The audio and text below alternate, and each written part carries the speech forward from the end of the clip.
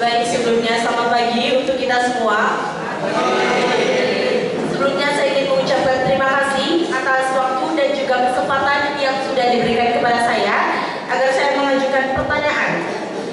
Jadi dari hasil yang sudah dipresentasikan dari kakak-kakak sekalian, sebelumnya saya ingin mengapresiasi untuk presentasinya pada hari ini. Di sini saya ingin bertanya, kira-kira apa kesimpulan yang dapat diambil dari berdasarkan dari hasil presentasi, dan mohon dijelaskan bagaimana implementasi dalam kehidupan sehari-hari agar tindakan bullying yang terjadi di SMP Seminari Pius XII Kisol berhenti. Baik, sekian dari saya. Terima kasih. Terima kasih untuk pertanyaan yang telah dipaparkan. Waktu berikutnya saya berikan kepada penanya berikutnya. Terima kasih telah memberikan saya waktu dan kesempatan untuk bertanya. Saya dari siswa kelas 12 sosial dari SMA Seminari Pius XII Kisol.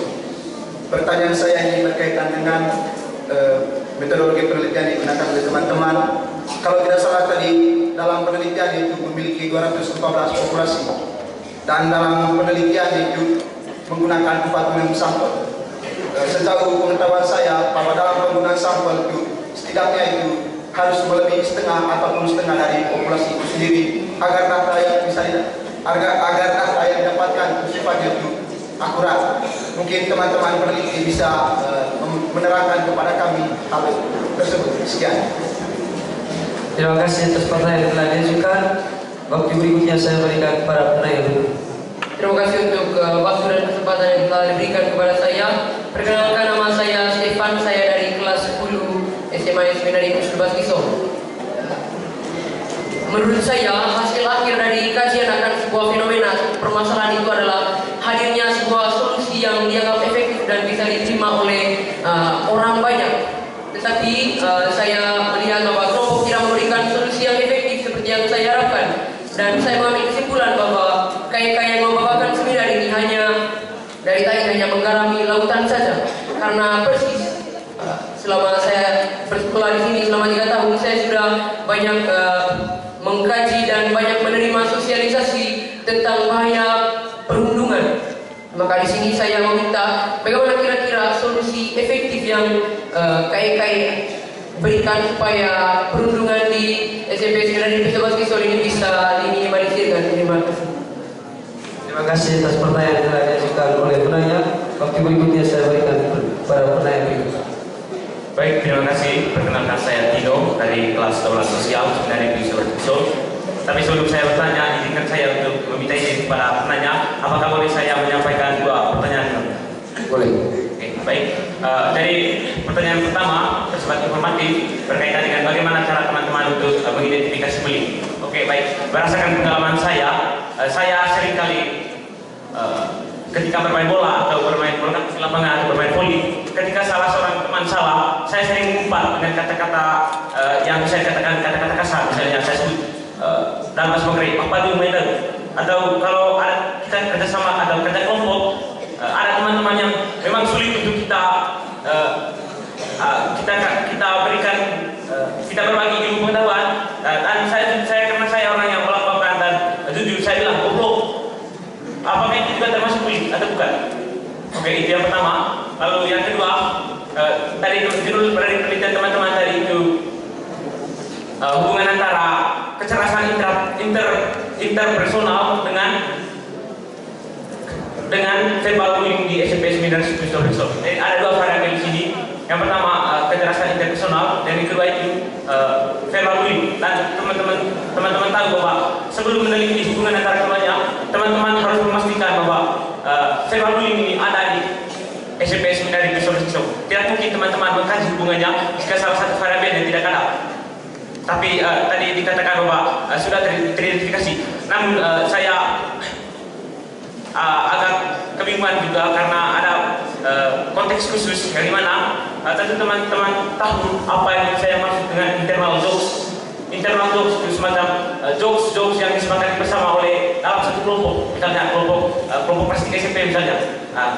Karena hal ini bisa mempengaruhi bagaimana kita untuk mengidentifikasi verbal bullying. Misalnya contohnya itu di circle saya di kelas 11 kami memiliki internal jokes untuk memanggil satu sama lain itu bukan dengan nama aslinya. Misalnya saya dipanggil itu bukan dengan nama Kino, tapi saya dipanggil Teus atau Rumo. Itu internal jokes bagi kami, dan bagi saya itu bukan bully karena saya tidak merasa tertindas. Karena bully tadi harus ada penindasan, tapi harus ada yang merasa tertindas dari korbannya.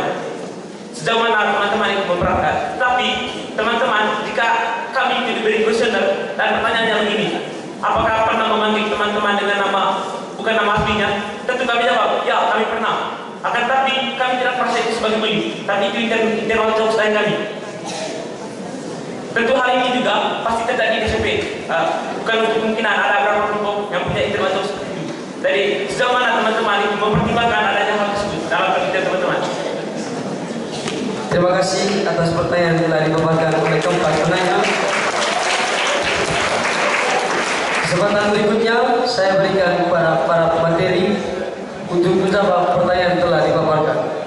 Waktu dan tempat saya persilakan.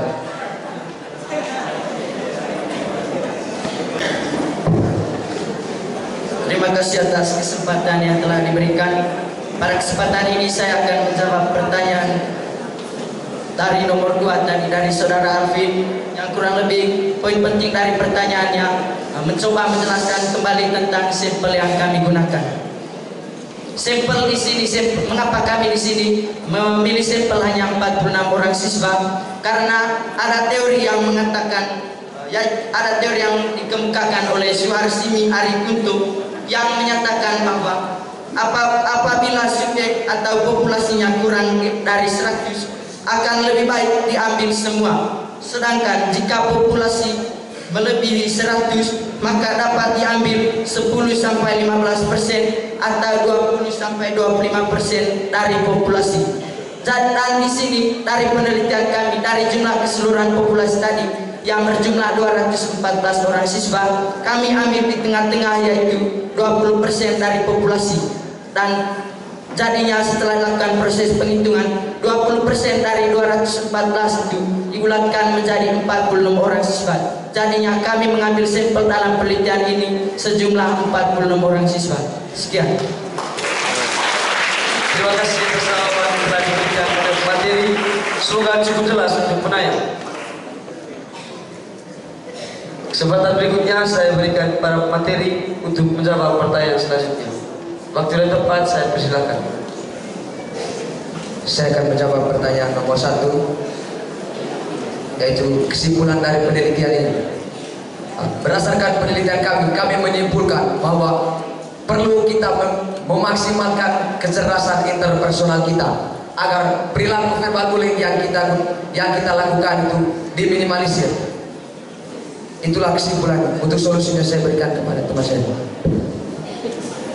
Terima kasih atas jawaban yang diberikan materi. Waktu berikutnya saya berikan tambahan para materi. Terima kasih atas waktu yang diberikan kepada saya. Saya akan jawab pertanyaan dari saudara Stefan. Pertanyaannya tadi, apa solusi yang kelompok berikan untuk menghindari perilaku verbal bullying yang marak terjadi di SMP? Jadi berdasarkan hasil penelitian, kecerdasan interpersonal yang mempengaruhi verbal bullying itu masih dalam tahap sedang. Artinya itu masih sangat jauh jangkauannya kepada dari kata sempurna. Artinya verbal bullying itu masih sangat marak terjadi. Untuk itu salah satu solusi yang dapat kami berikan untuk dapat meningkatkan kecerdasan interpersonal dan juga menurunkan perilaku verbal bullying adalah dengan menghadirkan psikolog ataupun guru bimbingan konseling di SMP 9011 Kisor. Dengan hal ini maka para psikolog ini akan memberikan misalnya materi pengajaran untuk meningkatkan kecerdasan interpersonal khususnya bagi siswa SMP 9011 Kisor.